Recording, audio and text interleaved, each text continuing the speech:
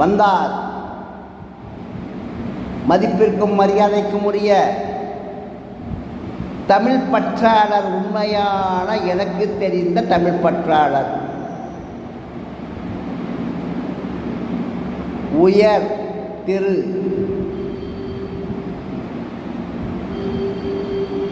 பாராளுமன்ற உறுப்பினர் எம் அப்துல்லா அவர்கள், நீங்கள் புத்தகத்தை ரெடி செய்யுங்கள், தயார் செய்யுங்கள், நான் உங்களை நம்புகிறேன். இதை நான் எங்குமே கேள்விப்பட்டதில்லை, ஒரு அற்புதமாக இருக்கின்றது. இப்படிப்பட்ட ஒன்றை நீங்கள் கண்டுபிடித்தீர்கள் என்றால் அதை நான் நம்புகிறேன்.